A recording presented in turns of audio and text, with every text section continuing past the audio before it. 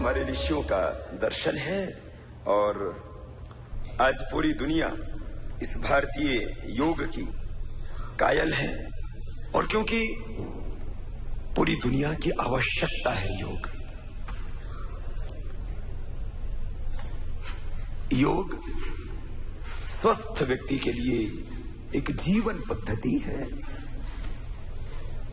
बीमार व्यक्ति के लिए वह एक चिकित्सा पद्धति और एक योगी के लिए वह साधना पद्धति।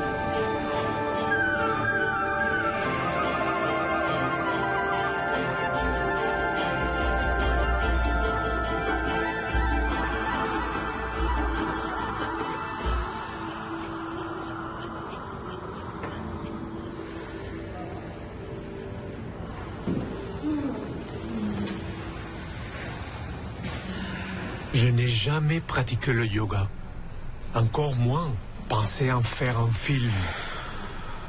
Chaque fois que j'ai essayé de l'apprendre, je me suis blessé ou les prêchis-prêchats m'ont fait fuir. Mais ces fameuses promesses de souplesse et de paix m'intriguent. Est-ce une mode, une secte, une gymnastique douce? Pour les hindous, briser la noix de coco porte chance. J'espère que ça marche. Je pars à la recherche des passionnés du yoga pour mieux comprendre, mais aussi qui c'est, dans l'espoir d'apprendre à mieux vivre.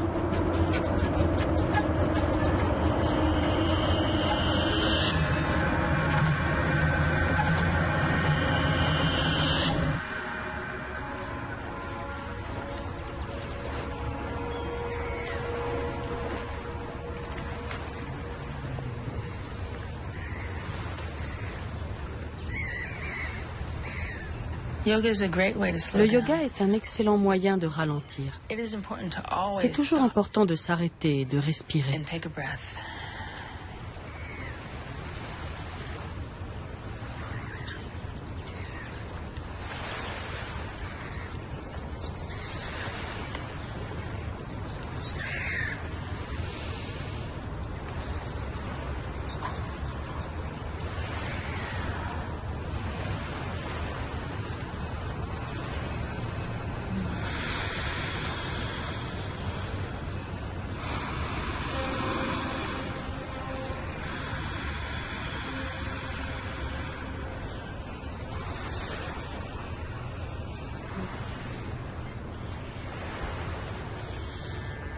Le yoga est un chemin vers une meilleure connaissance de soi.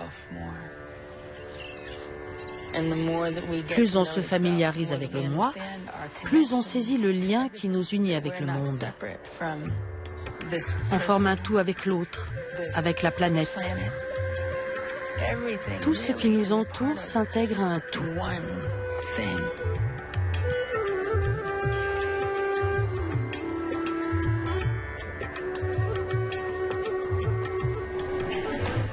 Le marché du yoga offre 1000 saveurs.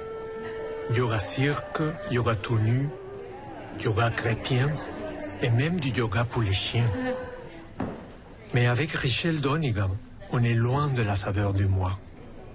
Son yoga tend la main à tous. Ceux à qui j'enseigne le yoga proviennent de toutes les couches de la société. Ce sont des gens ordinaires. Pendant ma formation de professeur,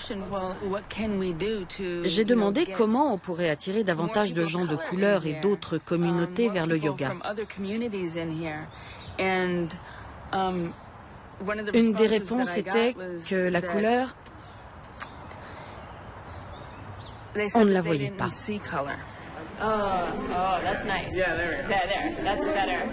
C'est important pourtant de voir que nous sommes tous différents. Il ne faut pas juste distinguer la couleur, il faut la célébrer. Quand on enseigne le yoga, on doit s'assurer qu'on touche tout le monde.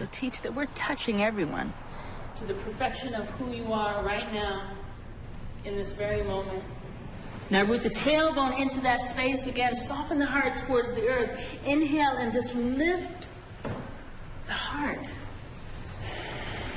Yes.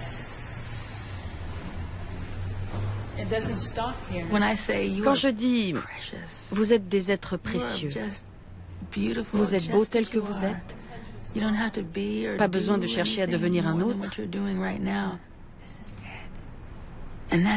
S'accepter tel qu'on est, c'est tout.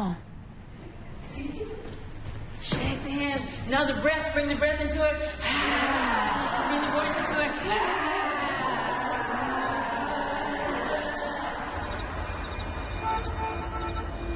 Le yoga explose en Occident. Seulement en Amérique du Nord, il y a 50 millions de personnes qui le pratiquent. Est-ce la réponse à notre course au chacun pour soi? À notre mal de vivre toujours stressé?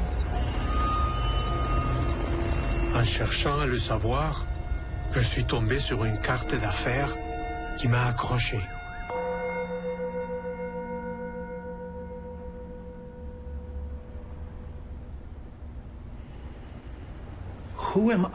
Qui suis-je? D'où est-ce que je viens? Où vais-je? Comment habiter mon corps en équilibre et en harmonie? Comment vivre sur Terre de façon responsable? Le développement de nous-mêmes, c'est les prémices du yoga. Tout commence avec notre corps, dont on est responsable. Pour le yoga, cela se situe entre le bout des doigts et le centre de notre être. C'est la première chose dont on est responsable. Si ce n'est pas équilibré, en harmonie, si ce n'est pas sain, en accord avec la nature, si ce n'est pas stable, si vous ne pouvez pas vous asseoir dans votre corps en y étant à l'aise, cela signifie « je ne penche ni d'un côté ni de l'autre ». C'est comme le niveau des menuisiers. La bulle d'air au centre est l'objectif du yoga. Respirez et votre esprit change à cause du lien existant entre l'esprit et le corps. En yoga, ce qui relie l'esprit et le corps, c'est la respiration. Les positions et la respiration nous aident à être à l'aise dans notre corps et à atteindre l'équilibre.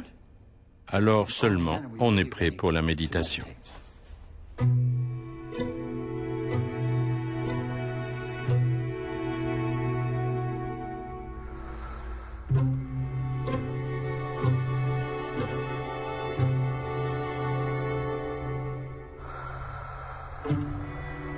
Ses amis indiens l'appellent Shveta, l'hindou à la peau blanche. Depuis 40 ans, Jeffrey s'intéresse à l'univers des yogis. Je lui dis, j'aimerais en connaître un, et il m'amène chez Mary Jo. Les yogis disent que chaque matin on renaît. Oui, absolument. On dirait que c'est votre cas. Tout à fait. Ma situation m'a appris ce qu'est vraiment le yoga. Ce que je veux dire, c'est qu'en principe, je suis paralysée à partir de la nuque. Je me suis brisé le cou en ski il y a 5 ans. Perdre l'usage de son corps, de ses membres, de sa sexualité, Perdre son identité, tout ce qui nous caractérise, est sûrement le test le plus exigeant pour le yoga. Ça a été un cadeau, un outil formidable, car je suis tétraplégique. Je devrais avoir du mal à respirer et même à vous parler. Grâce au yoga, j'y parviens. Ce n'est pas seulement physique. C'est plus grand et plus profond. C'est la science de la conscience. Dans une telle épreuve, vous espérez que vous parviendrez à prendre conscience de votre moi qui est au-delà du corps physique.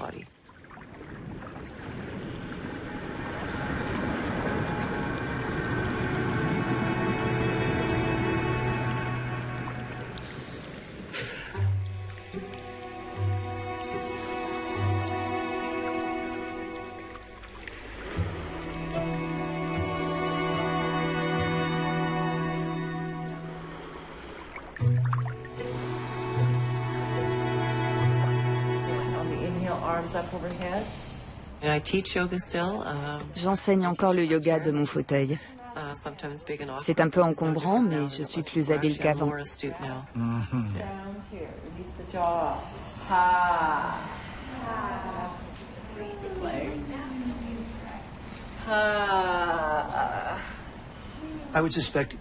Vous devez être plus habile aussi à cerner les besoins des autres en yoga, car vous avez dû définir les vôtres. C'est impossible pour moi de cacher mon état. Quand je veux aider les autres, je mets l'accent sur cette capacité du yoga à dévoiler ce que vous cachez. On se révèle à soi-même.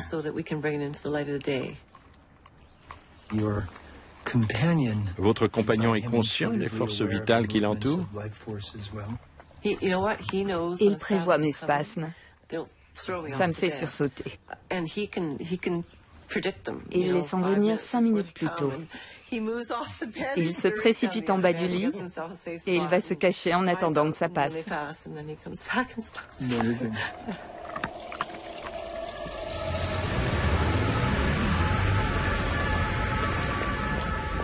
Comme l'Amérique, l'Europe carbure à la caféine. Les horaires comprimés laissent peu de temps pour souffler. Alors la trêve du yoga est bienvenue.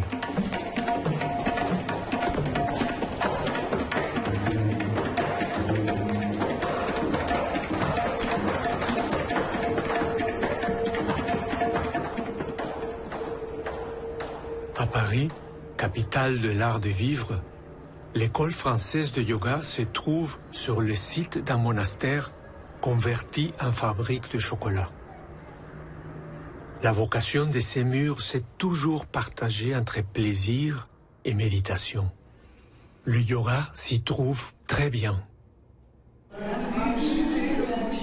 Lui, c'est Patrick Tomatis, qui forme de futurs professeurs de yoga. Elle, c'est Isée Tardin-Masquelier, directrice de l'école. Elle est historienne des religions, spécialiste de l'hindouisme et vrai fanat de yoga. Ok. Du coup, je peux ajouter quelque chose aussi? Ah ben au contraire, venez, c'est super génial. Je crois qu'il ne faut pas chercher à convaincre tout le monde de faire du yoga, parce que le yoga correspond à une certaine recherche, et que ça n'est pas tout le monde qui a le goût de cette quête.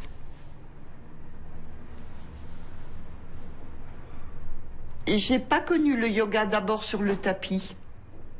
Je l'ai connu d'abord comme une sagesse, une philosophie, ce qu'il a d'abord été en Inde. J'ai commencé à le pratiquer quand j'attendais mon premier enfant, ma fille, donc elle a 36 ans. Voilà. Et je l'ai toujours pratiqué. Bien. Et une main qui se place. Voilà, 2 mains jointes. La jambe qui est fléchie, essaye de s'ouvrir. Voilà, fixez votre poing, votre regard en face. Allez, Monique, encore plus haut. Allez, on pousse, on ouvre les aines, les hanches. Voilà, très bien. Laissez grandir. Ben, le yoga, c'est une sagesse et n'est pas une religion. Le yoga ne demande pas qu'on croie quelque chose, mais on te demande de marcher pas à pas dans cet espace intérieur enfin, tu chemines à travers ton corps, tu chemines à travers ton esprit, voilà, vers une certaine forme de libération. Et peut-être que ça touche les Occidentaux. C'est comme une route vers soi, absolument, qui passe par, je dirais, par une série de portes qui sont à la mesure de nos résistances, qui sont à la mesure de nos ignorances. Tu vois, à chaque fois, il y a des verrous et il y a des portes qui s'ouvrent si le travail se fait.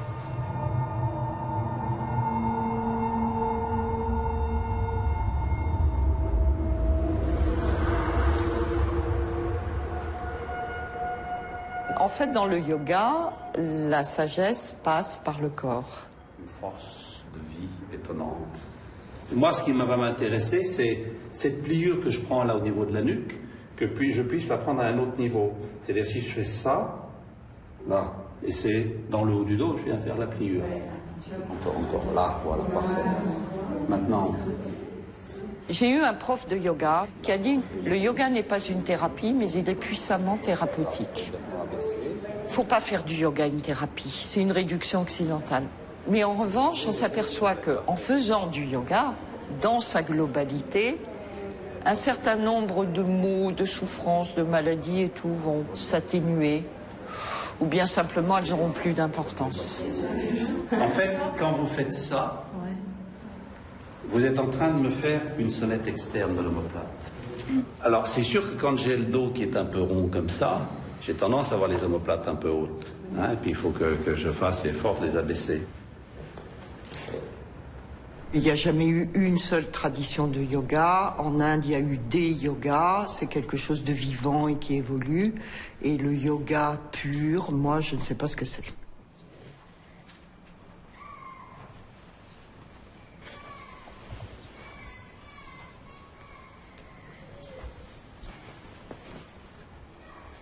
Pour moi, le yoga, c'est se retrouver soi-même. Et chaque fois que tu vas aider l'autre à pouvoir se trouver un peu, se rapprocher de lui-même, tu es vraiment là, au cœur du yoga.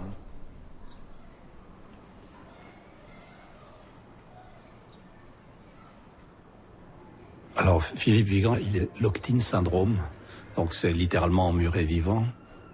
Il a eu un jour un accident vasculaire qui a grillé le bulbe rachidien et il est devenu finalement sans commande motrice volontaire, à part le mouvement des paupières. Ça lui permet en quelque sorte de communiquer avec les autres. Il a bâti avec sa femme un système qui permet donc, quand il bouge les paupières, et on arrive comme ça à décoder. U.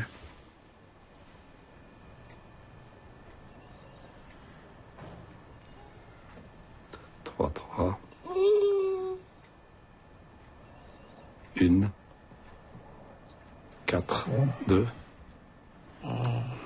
Oh, je suis déjà rassuré, c'est pas pin-up, mais...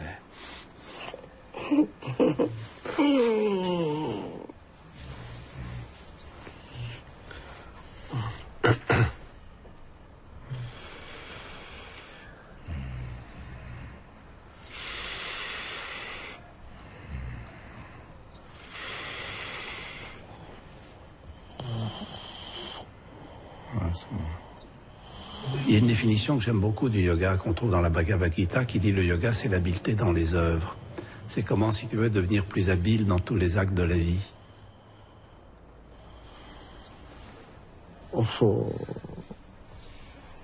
Oui, ce sont ceux qui souffrent qui peuvent le plus profiter du yoga. Mais qui sont ceux qui souffrent? Tout le monde.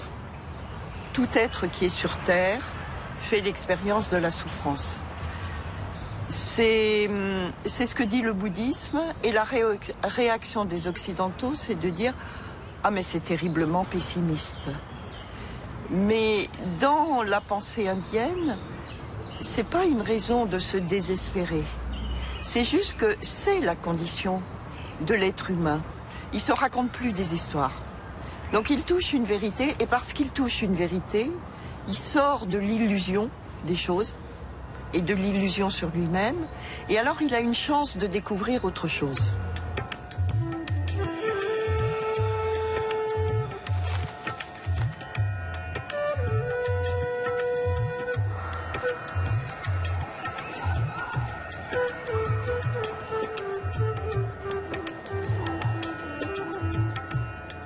Le yoga en tant que sagesse, c'est l'apprentissage du détachement.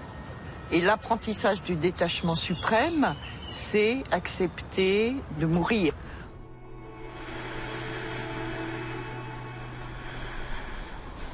Dans le simple fait de respirer, les yogis ont trouvé l'expression la plus spontanée de ça. On expire, on rend le souffle et donc on meurt à quelque chose. Et on est régénéré ou on revit avec une inspiration.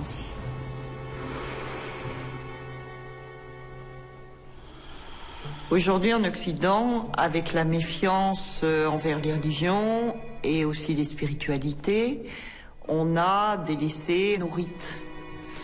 Et on se trouve dans un état de vide. Une discipline comme le yoga permet peut-être de retrouver le sens du rite.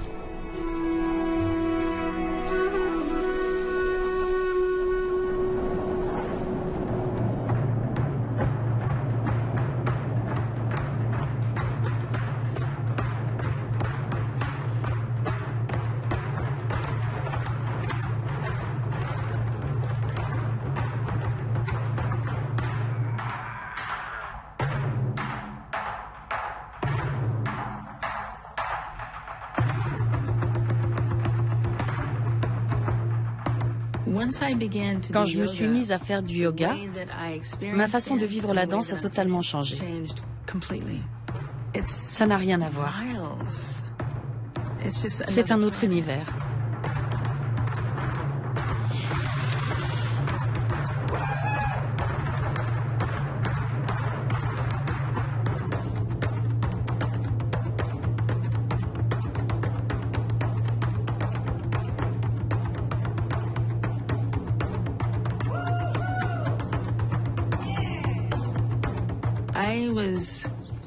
J'ai été blessée. Un matin, je me suis réveillée et je ne sentais plus rien au-dessous de la taille. Personne ne savait ce que j'avais. Je suis convaincue d'avoir perdu toute sensibilité car je n'en pouvais plus. Mon frère était mort du sida peu de temps avant. J'ai perdu une très grande amie. Elle se rendait à notre centre de formation. En traversant la rue, elle a été heurtée par une voiture. Et elle est décédée le soir même. Et puis, celle qui était comme ma grand-mère a fait une crise cardiaque. Tout ça est arrivé en très peu de temps. J'ai perdu toute sensation parce que c'était trop. J'allais souvent à l'ashram pour boire du chai. J'adorais le chai. J'aimais le chai et le petit restaurant Amrit. Mais j'avais décidé de ne pas y participer davantage, car ça ne semblait pas être ma voie. Je ne voulais pas me prosterner devant quiconque, surtout en tant qu'Afro-américaine avec notre passé. Je n'étais pas prête à considérer qui que ce soit comme mon maître. Ce n'était pas mon truc.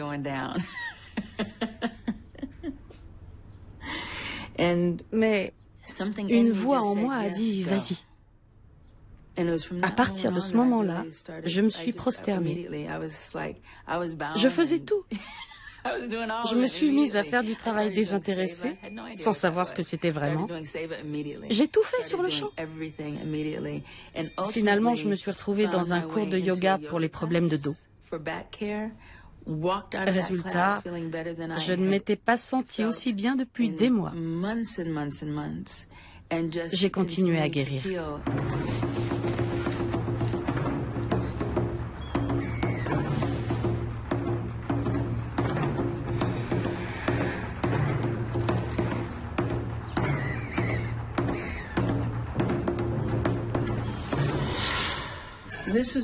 Voici ma mère, quelques années avant sa mort. C'était une voleuse professionnelle.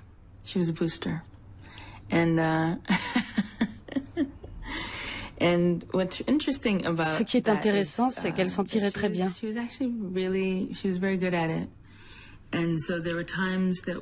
Pendant certaines périodes, on habitait de grandes maisons.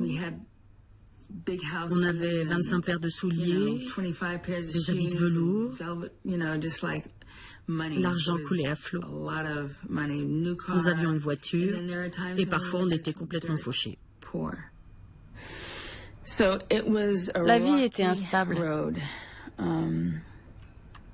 Elle me comblait d'amour quand j'étais avec elle.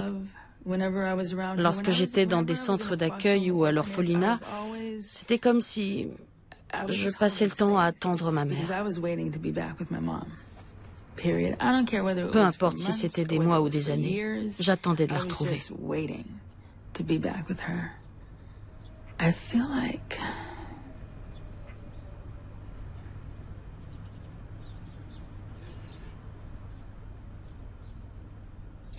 J'aurais tant voulu que sa vie soit différente.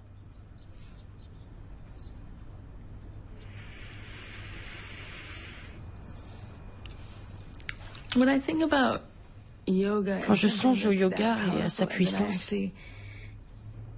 et que je pense à ma mère, je me dis que si quelqu'un lui avait offert ça,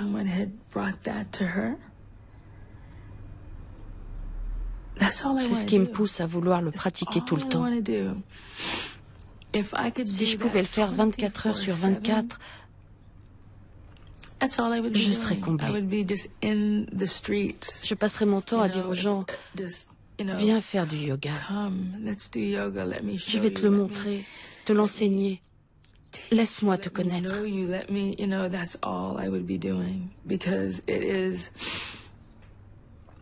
À bien des niveaux, c'est ce qui m'a sauvée.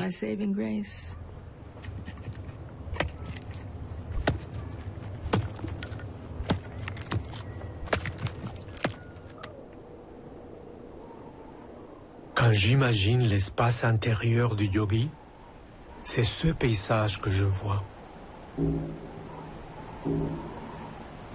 Depuis longtemps, l'Arctique et ses gens m'attirent comme un aimant. Mais je ne suis pas le seul.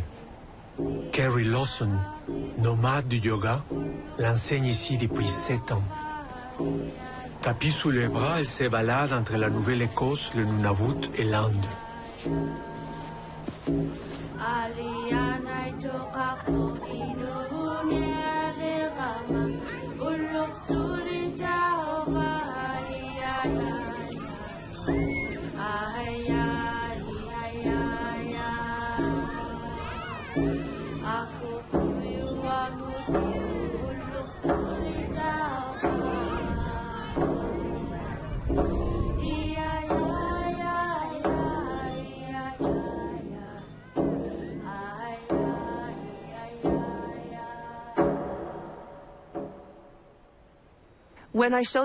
Quand j'ai montré aux anciens ce que je faisais avec les jeunes en classe, ils m'ont dit que c'est exactement ce qu'ils faisaient. Ça les aidait à apprendre le calme et la concentration. Quand notre père marchait devant, on manœuvrait nous-mêmes le lourd traîneau. Et on courait avec les chiens. Faire ce genre d'activité nous maintenait en forme.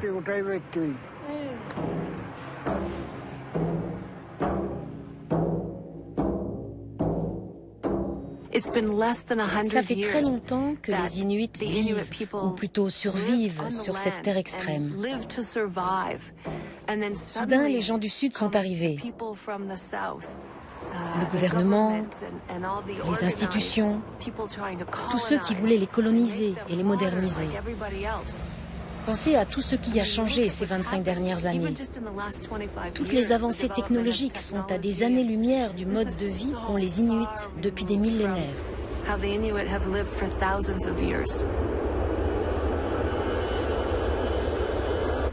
Keep your eyes closed. Make your spine nice and tall. And let your mind come to your breath. Did anybody find it hard to keep your mind on your breath? Yeah. Yeah. Totally. Remember I said this is going to be difficult? Yoga is more about the mind than it is about getting our leg behind our head. Really. Beaucoup de jeunes sont mal à l'aise dans leur corps de nos jours. Ils consomment beaucoup de sucre. Ils aiment les boissons gazeuses et les chips. Ils deviennent hyperactifs. There's actually a scientific process going on in your body. Je peux m'identifier à ces jeunes. À leur âge, j'étais aussi à côté de la plaque. Un peu rebelle. J'ai quitté la maison à 17 ans. J'ai essayé un tas de belles choses qu'on pouvait expérimenter à l'époque. Je n'étais pas très centrée. J'ignorais tout du moi. Je sais ce qu'ils ressentent.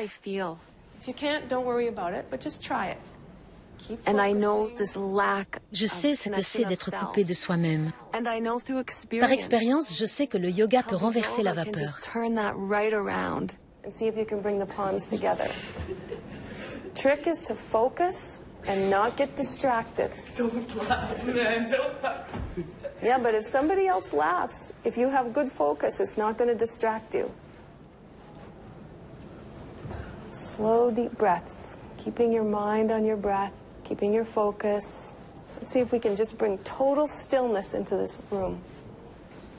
And you can be relaxed. We don't have to fight the thoughts. If a thought comes, just notice a thought's coming, let it go, and come back to breath. Ce sont probablement les plus indociles et les plus agités. Leurs professeurs me souhaitent bonne chance avec eux. Prenez ces jeunes que tout le monde a laissé tomber. Eh bien, en l'espace de 15 à 20 minutes, ils méditent tranquillement.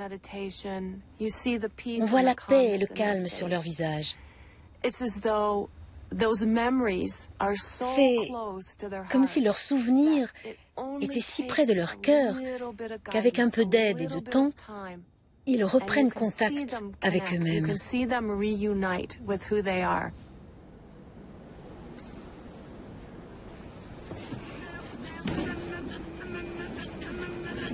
Excellent. So traditionally, we might say the word namaste. Can you say namaste? Namaste.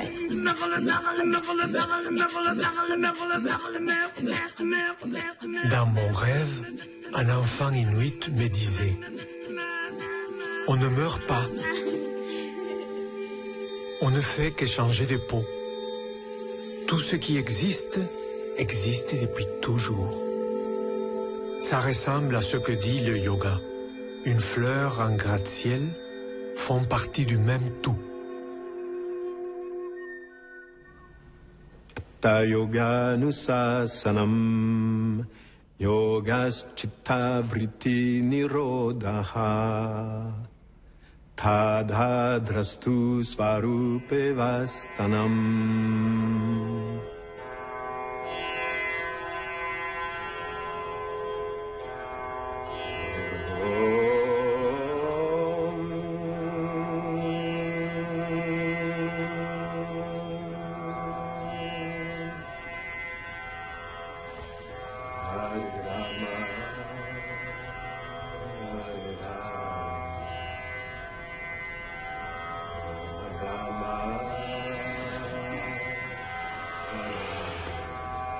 Venu enseigne le yoga.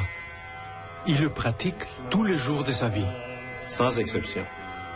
Noël, jour de l'an compris.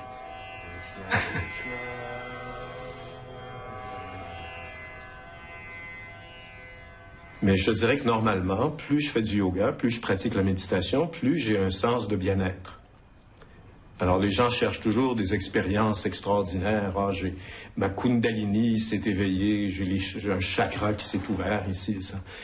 Ça c'est un peu le côté hollywoodien, si tu veux. Ces choses-là existent véritablement et on en fait l'expérience, mais la vraie évolution dans le yoga, c'est une évolution qui se fait normalement, qui se fait de façon assez subtile. C'est plus un art de vivre, si tu veux, puis surtout un art de ressentir les choses. Il y a 40 ans, Venu a découvert le yoga. Et l'Orient est entré dans sa vie.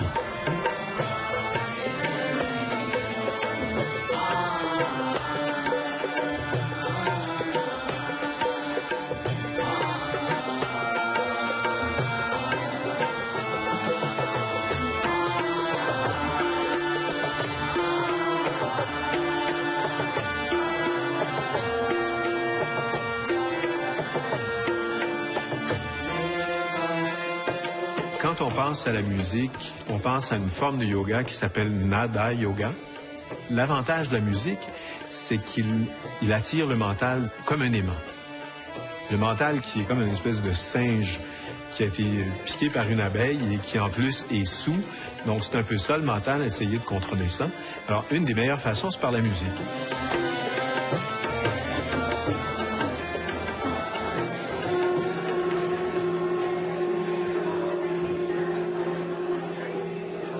La sagesse orientale épate l'Occident depuis Socrate. Il y a un siècle, un premier yogi a séduit l'Amérique du Nord. Swami Vivekananda était antisectaire et prêchait à chaque humain sa religion. C'est lui qui a ouvert la porte du continent à la pensée hindoue. Puis d'autres ont suivi.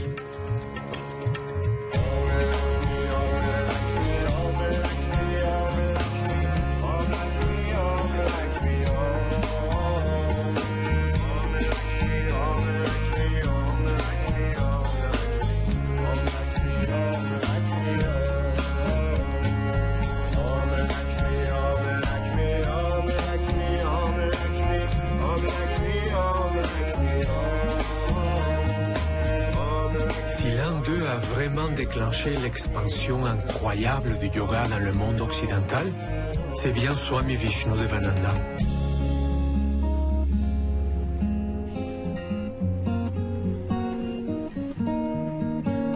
Devananda, le gourou de Venu, fonde la première école de yoga en Occident. C'était à Montréal, en 1959. Elle est toujours là, à quelques minutes de chez moi, sur la Main. L'histoire de Swami Vishnudevananda commence sur le fleuve sacré du Gange.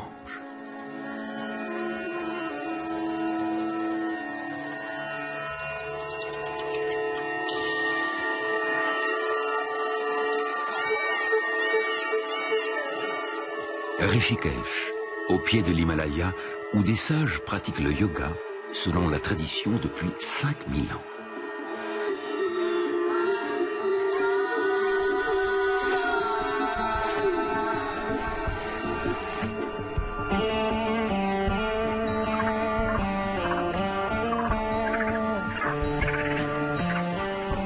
Swami Vishnudevananda, tout juste sorti de l'armée, devient le disciple de Swami Shivananda, un des grands maîtres spirituels de l'Inde du XXe siècle.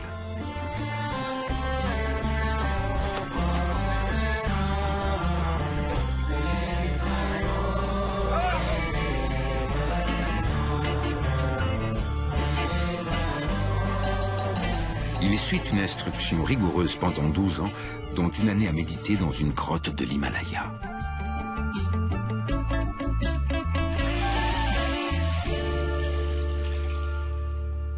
Voyant l'esprit indépendant du jeune Vishnudevananda, Swami Shivananda l'envoie dans le monde enseigner le yoga en lui disant « Pars en Occident, les gens sont prêts ».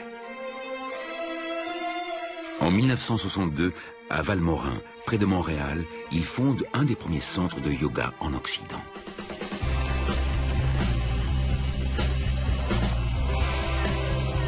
Et puis, les années 60 arrivent.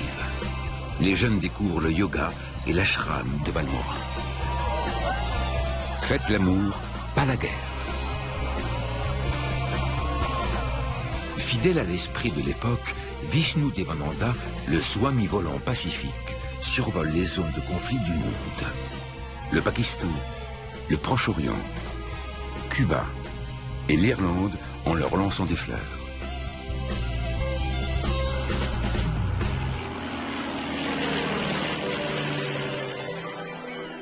Ras-le-bol de la neige. En 1967, Swami Vishnu-Devananda ouvre un nouveau centre de yoga aux Bahamas, pendant que les Beatles tournent le film Help. Pour les aider, il leur fait découvrir le yoga.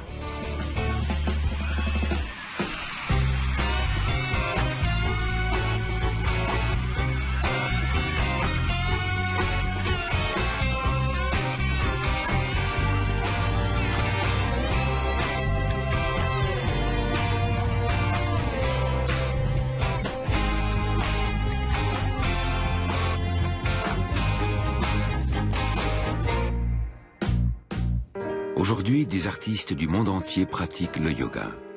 Sarah McLachlan, Sting,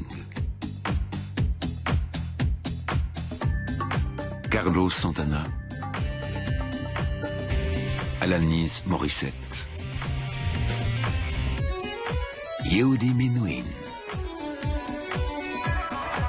John McLaughlin, Madonna et l'ours Yogi.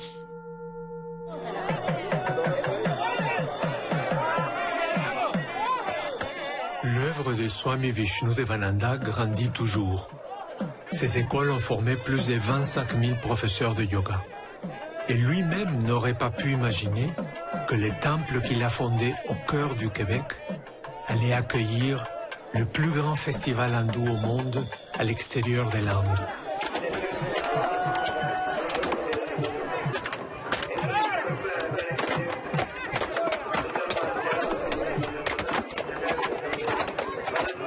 Swami Vishnu-Devananda n'était pas le seul yogi à passer sans effort des tropiques au pays de l'hiver. Le docteur Bali est le petit dernier de la lignée. Marié à Montréal par Devananda lui-même, il est passé du monde traditionnel indien à un Montréal en plein boom et pas de choc culturel. Tout m'était familier ici. Je reconnaissais cet endroit. L'endroit ne m'était pas inconnu. Le docteur Bali était sûrement occidental dans une autre vie. La preuve, une équipe culte l'a adopté.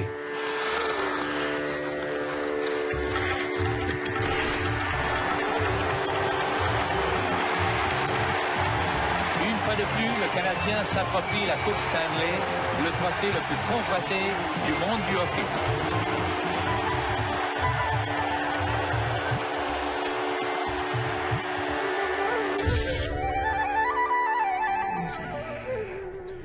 Roll back.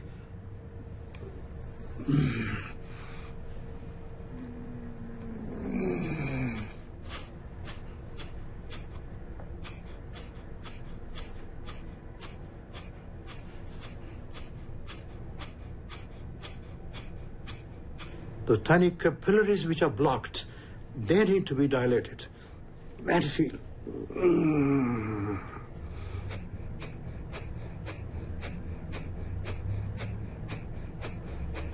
Feel the guts, feel the pelvic muscles. So it's not just the abs, the very core muscles being worked into.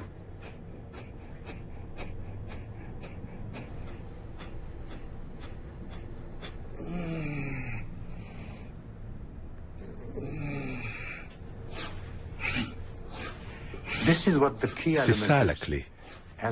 Tant qu'on est mobile, on reste jeune. Back into the cobra. Always stabilize your breath. Pause for a moment. Now circles.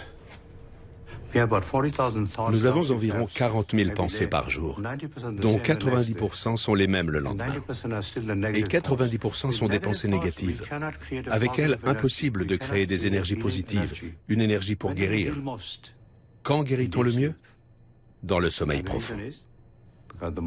Parce que le mental n'intervient pas dans le processus. C'est ça la condition humaine. Nous sommes trop occupés à agir, penser et devenir. Le yoga nous ramène à l'état d'être ici et maintenant.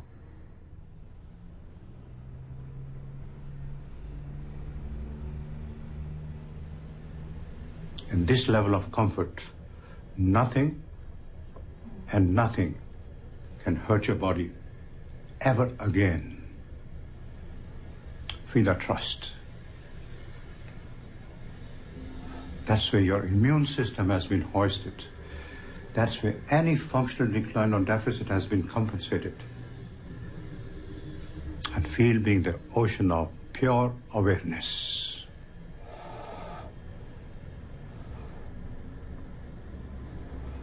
Le docteur Bali a inspiré ce programme de soutien pour les femmes qui combattent les cancers du sein.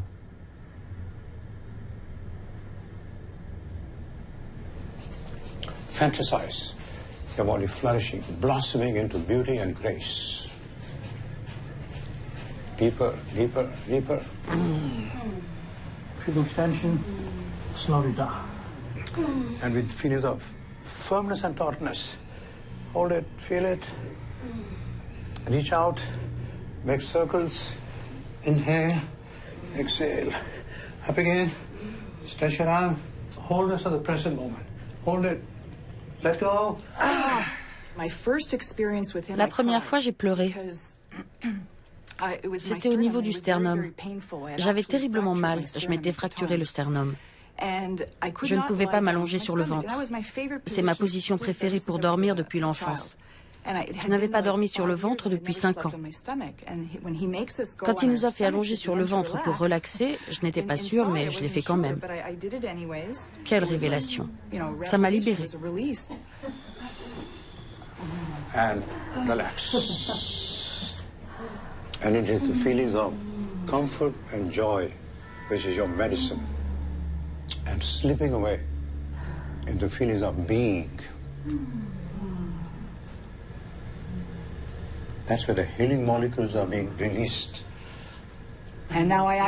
J'enseigne maintenant le yoga à des femmes souffrant de cancer du sein. Revirement complet. Je suis passée d'une malade dont l'espérance de vie était de 6 mois à 5 ans à professeur de yoga. And as you feel the rush of energy, feel the absorption and assimilation of all the nutritional and the medicinal needs. This is the moment to cherish. Et comme Francine, au premier cours de Dr Bali, la seule chose que j'ai fait, c'est respirer et pleurer. C'est tout ce qu'on fait dans les premiers cours de yoga. Et ensuite, je me suis rendu compte que tout ce que j'avais à faire, tout ce que je pouvais faire, c'était respirer. Même les positions, c'est respirer.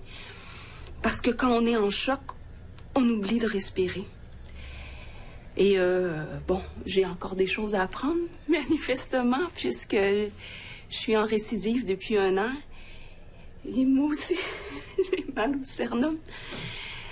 Et je pense qu'il faut respirer, dire et laisser aller. Feel the mobility. Again, feel the rush of energy. Et moi, si je viens pas au cours de Dr Bali, mon monde éclate encore. Donc, je fais du yoga 3 fois par semaine, j'essaie. Parce que ça m'aide à vivre. Thank you for sharing that. Ce processus, vécu par chacune de nous, nous redonne espoir et confiance en nous. On se libère de nos pensées, de la colère, on retrouve notre voix. C'est un moyen qui transmet le savoir de civilisations anciennes, païennes et autochtones. Nous sommes une seule humanité unie par la connaissance. On a perdu cette notion en Occident. Dès que la peur se transforme en confiance, tout change. Notre corps change. Car le corps est l'imprimante de notre mental. C'est merveilleux de découvrir cette nouvelle dimension de notre corps et de savoir que cette connaissance est structurante. Thank you all. Thank you all. We need a group hug. That's nice. Thank you. Thank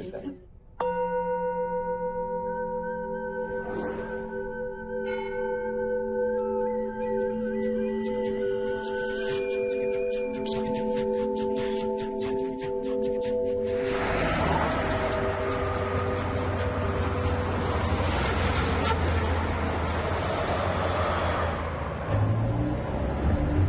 Imaginons qu'un yogi traditionnel rencontre Paul McQuillan, citoyen de l'Amérique du Nord.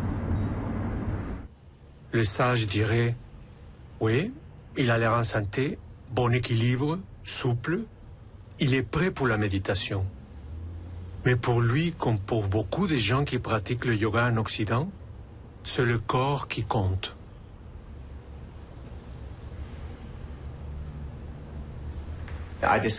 J'ai découvert le yoga quand j'étais en tournée avec la comédie musicale Hairspray.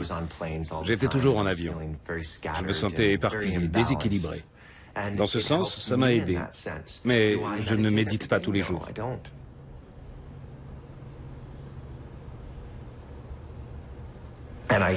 Je détestais les cours. 90 minutes de torture dans une pièce surchauffée. Le Bikram Yoga dit « Vous préférez souffrir 90 minutes ou 90 ans ?» Mais bon sang, ces 90 minutes sont douloureuses. C'est vraiment difficile.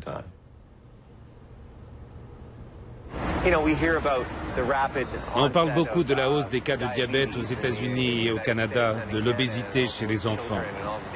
Mais on ne parle pas de l'épidémie de santé. Je crois que les gens veulent l'intérioriser et améliorer leur santé. Comme je l'ai déjà dit, les gens recherchent une voie vers l'esprit, un réveil spirituel. Ça devient de plus en plus populaire. You are too beautiful, and I am a fool for you.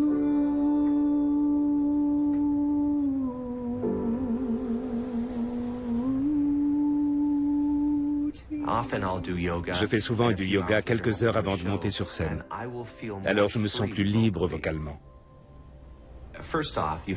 Il faut commencer par le physique et s'ensuit un effet domino.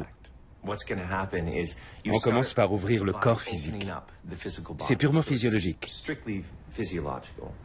Le point de départ, c'est ouvrir le corps. On doit prendre soin du véhicule, le corps, avant de pouvoir tirer parti du reste. Good. Just create a lightness and a levity in your body that's going to open the body up as well. So you notice in the second set that you're getting more and more breath into the lungs. That means that you're expanding the radiation, you're opening, you're improving your lung capacity even more with each and every breath. Makes sense? And then the inhale, and it comes down. You come up. All right. Simply because I'm a yoga teacher, I will have people. Il y a des gens qui viennent dans mes cours et qui s'attendent à ce que je les aide vraiment. Je fais du mieux que je peux et je me concentre sur les postures. Je ne peux rien faire de plus.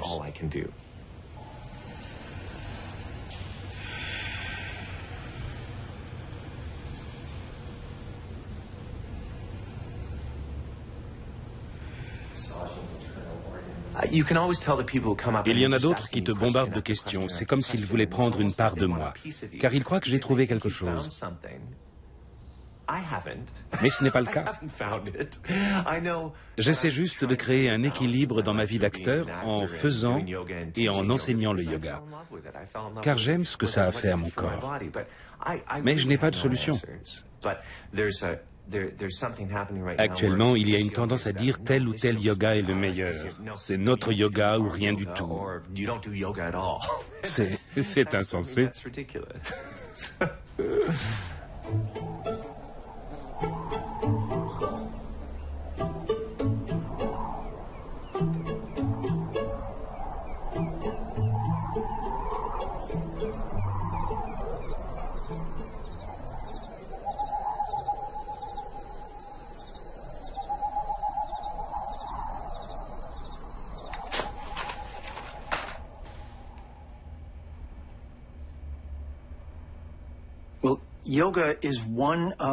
Le yoga est une des sciences qui contient une bibliothèque de connaissances écrites en sanskrit. Le sanskrit est en quelque sorte un langage de programmation spirituelle et matérielle, plus précis que le latin, à bien des égards. Et nous utilisons le latin comme langue scientifique. Mais le sanskrit est l'ancêtre de l'araméen, du grec, du latin, puis des langues romanes et de l'anglais.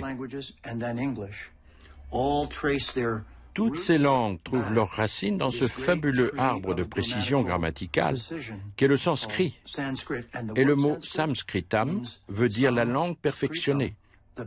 Donc, pater, père, vient du sanskrit pitri. Pitri, matri en sanskrit deviennent pater, mater en latin. Mutter, Vater, je crois en allemand. Mother, father en anglais. Et maman, papa. Un des secrets du sanskrit, c'est la phonétique, quand on le chante.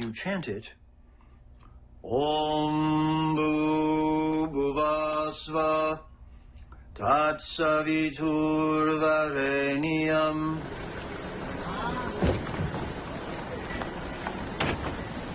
Les mots et les vibrations du sanskrit transmettent des images, la vérité, et alignent les molécules de notre corps d'une certaine façon. C'est un mantra les plus célèbres récités par les yogis. Ils disent au soleil, « Tu es l'âme de l'univers. Je veux cette lumière dans mon cœur, pour toujours. » L'hindou blanc est de retour au bercail. Il est bien accepté ici, comme les maîtres indiens qui ont semé le yoga l'ont été en Occident. C'est un juste retour des choses.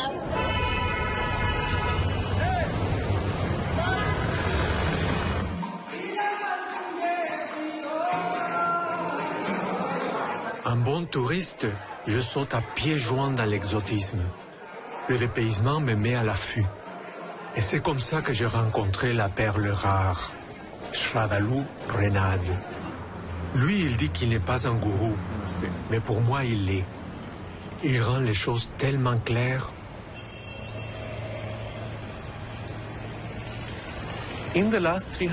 Ces 300 dernières années, l'évolution du monde s'est spécialisée.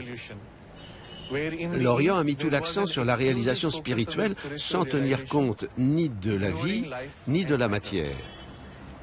L'Occident, lui, a mis l'accent sur le développement matériel en oubliant la vie intérieure et spirituelle. Avant les 300 dernières années, l'Orient et l'Occident possédaient chacun le matériel et le spirituel. Cette spécialisation représente l'ultime réconciliation que la nature prépare en vue de son évolution. Elle a engendré ces deux extrêmes qui doivent maintenant se rejoindre. En Occident, il y a une quête de ce qui procure la satisfaction véritable, car tout ce qui est matériel ne suffit plus. On assiste à un retour vers l'Orient. Mais en Orient, malgré une satisfaction intérieure profonde, on est insatisfait de l'extérieur. La vie ne devrait pas être si pénible, si mal organisée ou sale. On tente donc de se tourner vers l'Occident pour retrouver le côté matériel. Tous n'en sont pas conscients, mais ils en ressentent le besoin et tentent ce passage. C'était l'idéal recherché par les plus anciennes quêtes spirituelles en Inde. C'est pourquoi la culture de l'Inde est si riche, diversifiée et développée.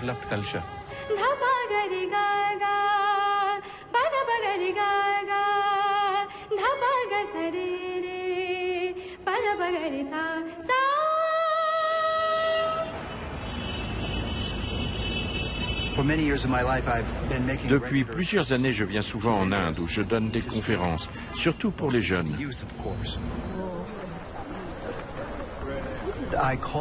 J'appelle cela « rapporter l'eau du Gange au Gange », ramener l'Inde à l'Inde.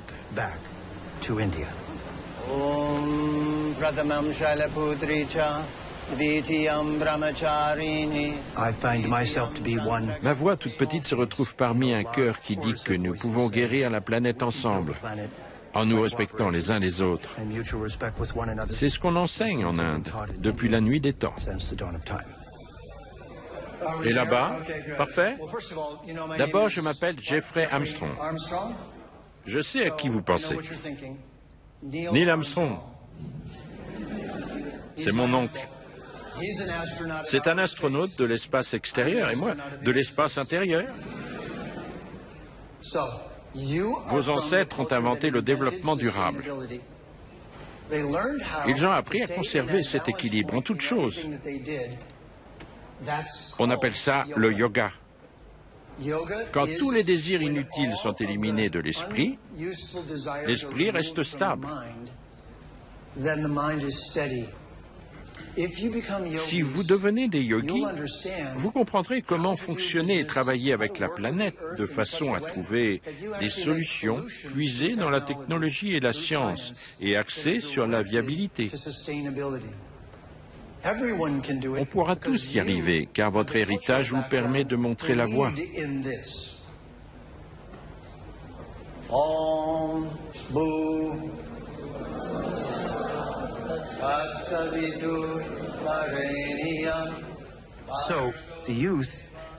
Aux yeux des jeunes, je suis l'arbre qui pousse en sol blanc.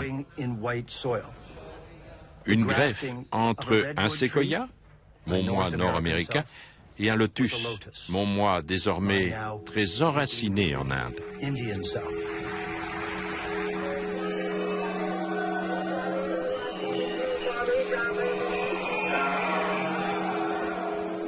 À l'ouest, on fait la pub des produits de consommation. À Rishikesh, ville sainte, on fait la pub de la vérité.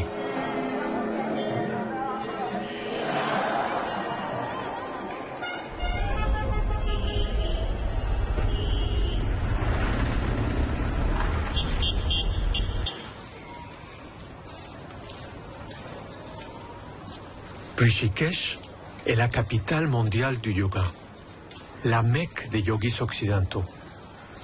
Pour les cyniques, ce n'est que du tourisme spirituel.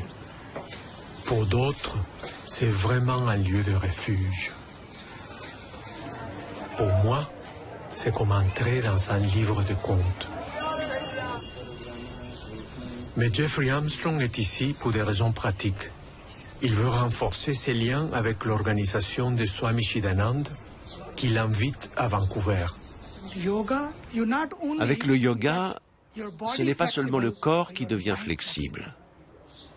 L'esprit aussi, votre être tout entier devient souple. Les biens matériels vous rendent heureux, vous en avez besoin. Vous vivez dans ce monde, rien de mal à ça. Profitez de ces biens, aimez-les, possédez-les. C'est ça le monde où vous vivez. La vie, ce n'est pas la tristesse, la mauvaise humeur et la rupture, la grotte dans la montagne. La vie est une célébration. Jouissez-en. Faites-en une célébration, tout en grandissant. Mais comment célébrer la vie?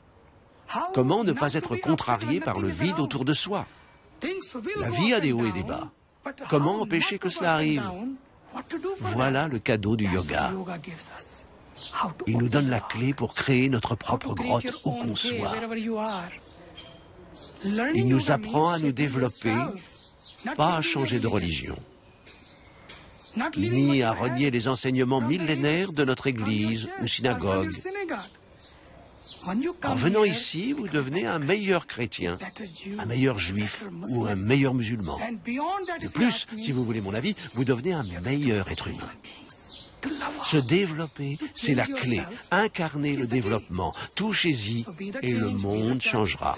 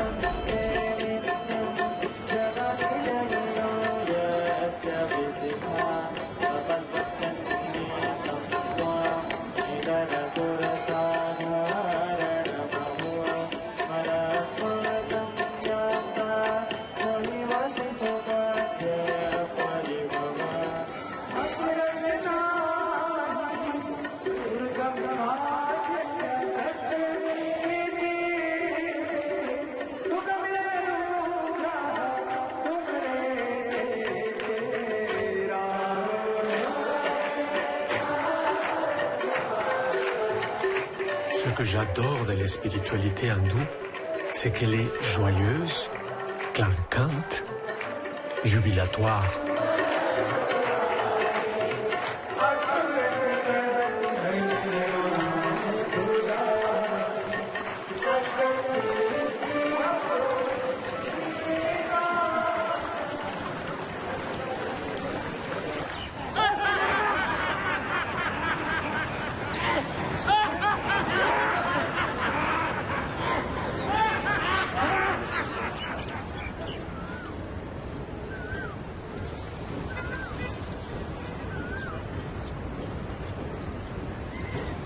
Venu est en transe.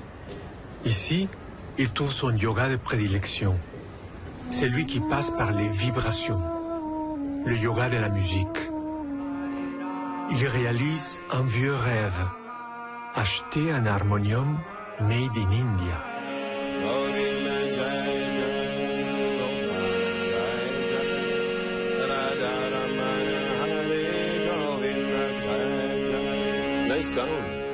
Quel beau son. Vous les fabriquez ici? Oui, dans l'atelier là-haut. Fantastique. Je connais peu d'accords. J'accompagne surtout les autres.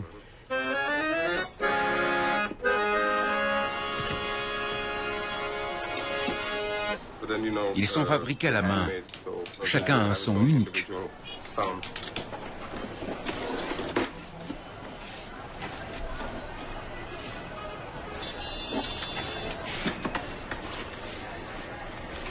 OK, bye.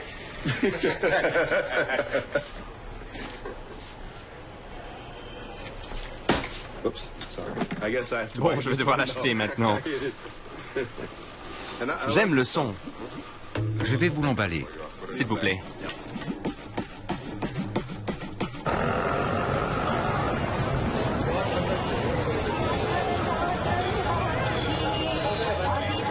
Les asanas que Venu pratique chaque jour ont été conçus il y a des milliers d'années. Leur but, pouvoir méditer pendant des heures sans avoir mal au dos.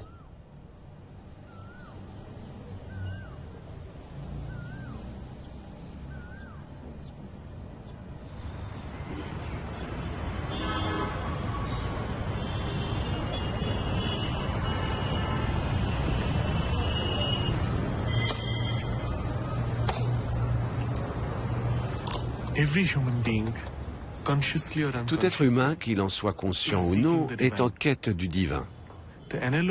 L'analogie qu'offre la tradition indienne est celle du cerf porte-musc. Le cerf sent le parfum du musc. Il ne sait pas que son corps dégage cette odeur. Il en cherche la source. Il se met à courir à travers la forêt. Plus il court vite, plus l'odeur se dissipe. Il s'arrête épuisé. L'odeur revient et il se remet à courir jusqu'à ce qu'il réalise que la source du parfum est en lui.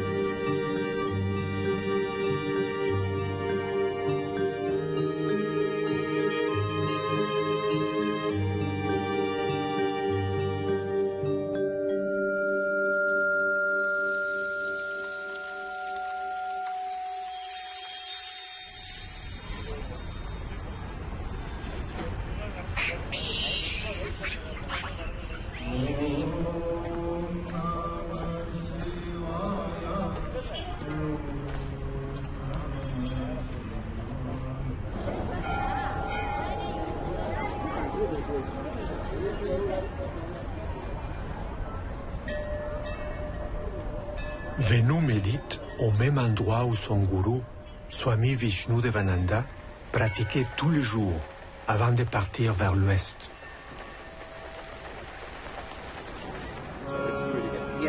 Il apprend le chant millénaire de la Bhagavad Gita avec son professeur Nagaraj, qui fait la navette entre Rishikesh et le Québec.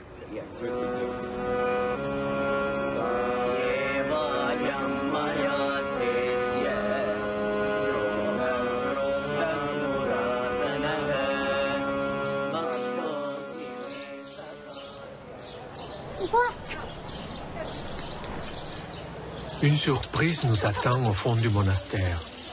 Deux moines occidentaux, père et fille, prennent soin des jardins. Je croyais passer 4 mois ici. Je ne pensais pas du tout rester. Mais un beau jour, je me suis levée. J'ai dit à papa, je crois que je ne rentre pas.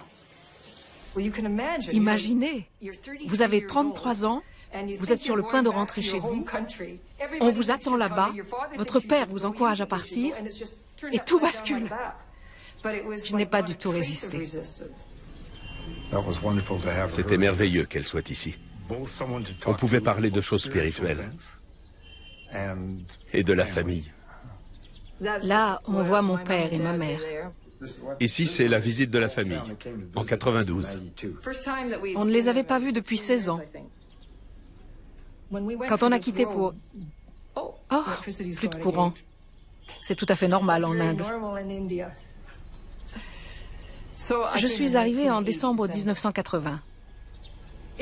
C'était très beau à mon arrivée. Mais les déchets étaient jetés au bord de la route. Il n'y a jamais eu de collecte organisée comme on les connaît en Occident. Et c'est seulement depuis le développement intense de l'Inde et l'apparition de la richesse que le plastique et les emballages non recyclables sont devenus un réel problème. L'Inde s'est développée de façon frénétique, sans prévoir de solution pour les déchets générés par cette industrialisation. Voilà la raison de notre action.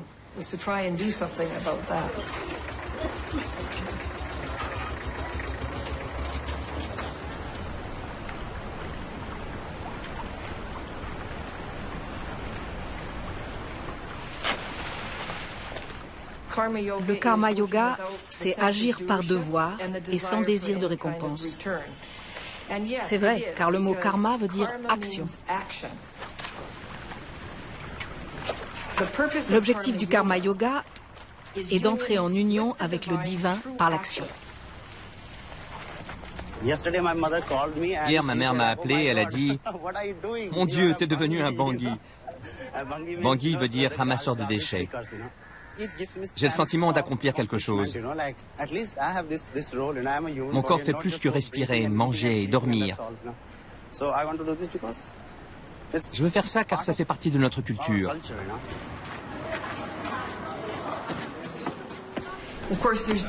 C'est Jitendra, le directeur des opérations et fondateur de Clean Himalaya. Je lui ai offert mon aide pour du porte-à-porte. Affiche en main, on leur expliquait notre mandat, ramasser leurs déchets. On a mis du temps avant de gagner leur confiance. Ensemble, on a trouvé des clients. Si le centre Clean Himalaya fermait ses portes, comment je ferais pour gagner ma vie? Je le considère comme une entreprise qui m'aide à survivre et qui permet de travailler.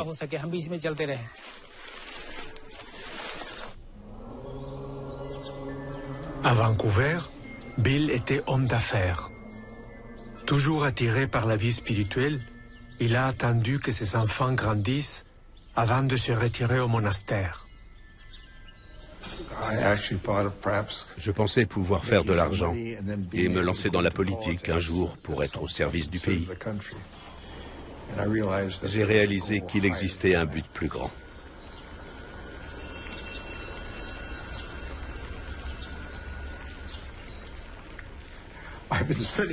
Je suis assis sur le même lit depuis 35 ans. Un bon vieux lit de camp. Avec le yoga et une vie spirituelle, il ne s'agit pas tant d'acquérir quelque chose de nouveau que de débarrasser notre esprit de l'idée farfelue qu'on est le centre de l'univers.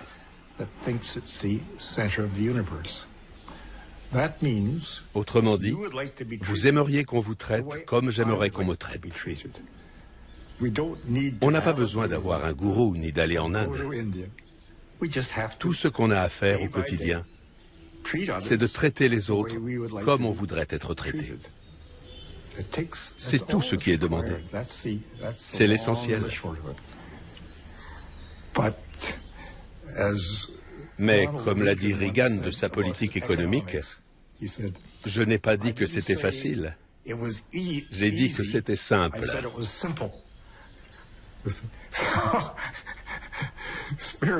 Les questions spirituelles ou religieuses ne sont pas faciles, mais elles sont simples.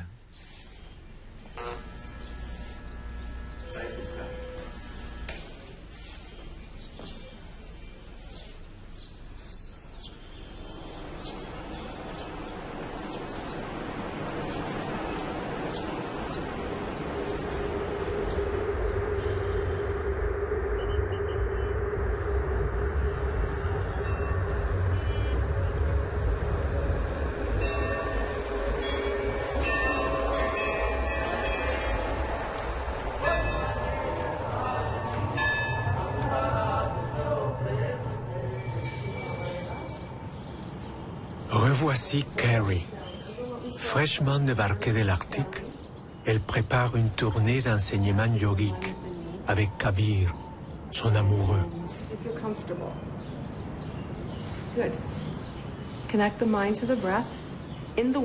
En Occident, le yoga est plutôt vu comme une activité physique. En Inde, il est synonyme de dévotion. On a besoin l'un de l'autre. Ensemble, nous faisons du yoga un tout. Kabir est un professeur accrédité.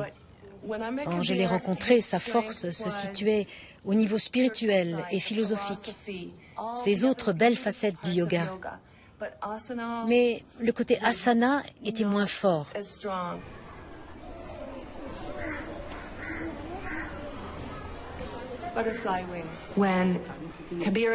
Quand Kabir et moi enseignons ensemble, on apporte l'aspect masculin et féminin.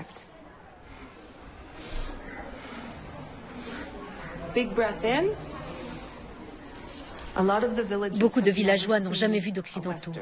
C'est nouveau pour eux.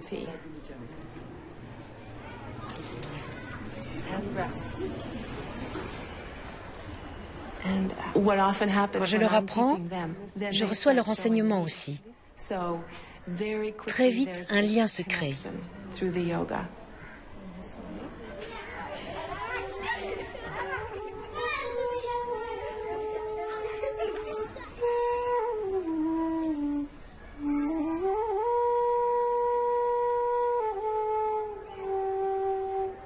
So you'll come up onto your toes.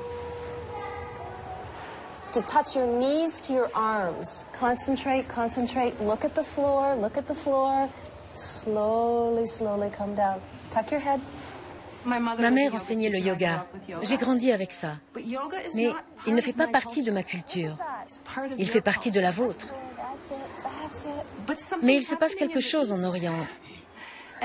Il semble que le yoga se perde. On a besoin de jeunes comme vous pour le maintenir en vie, pour que votre héritage subsiste.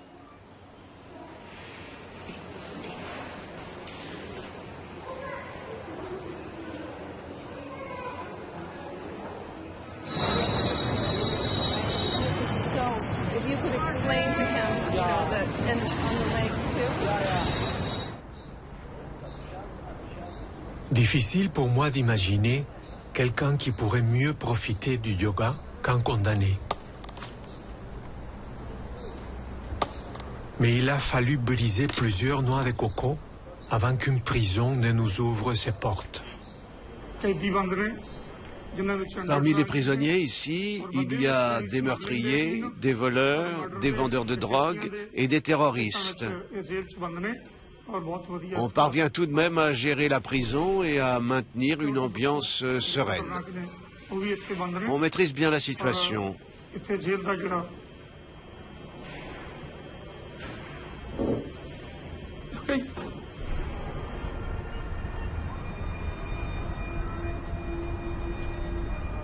Ce n'est pas un beau studio où l'on entend de la belle musique et de l'eau qui coule doucement. Ici, on sent l'angoisse. On sent le désespoir.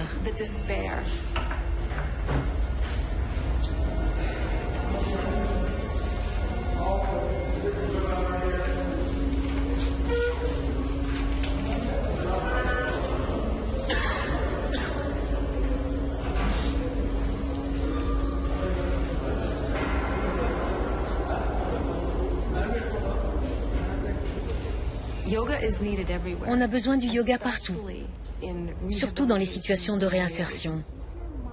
Il est essentiel dans de tels cas.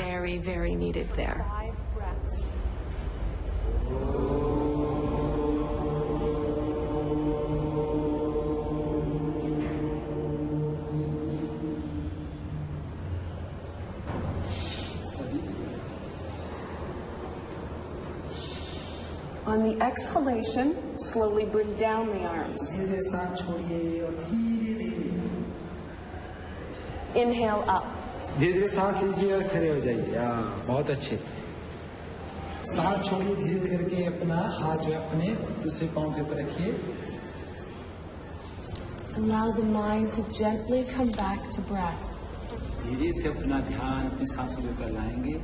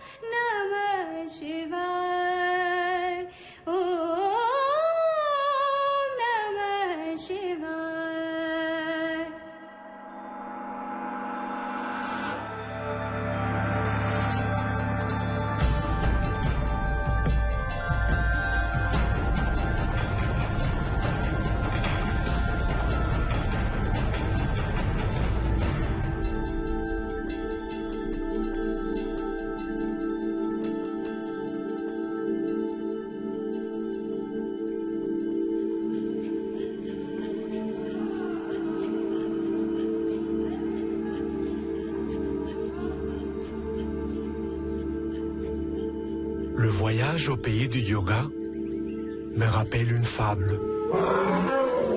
Curieux, un groupe d'aveugles s'approche d'un éléphant. L'un tâte la patte et dit « c'est une colonne ». L'autre touche la queue et dit « c'est un balai ». « Ah non, c'est un boyau », dit le troisième. « Un éventail », dit l'autre. « Pas du tout », dit le dernier. « Tu ne vois pas que c'est une muraille ?» Eh oui, il y a une morale à cette histoire. Nous sommes tous aveugles et ne saisissons qu'une partie de la réalité. Maintenant, je fais du yoga et même si je suis loin de la vérité, mon corps est content. J'ai appris à mieux respirer. Côté esprit, ça a bougé aussi. Mais ça, je le garde pour moi. Le yoga a eu raison de ma méfiance. Il a gagné mon respect.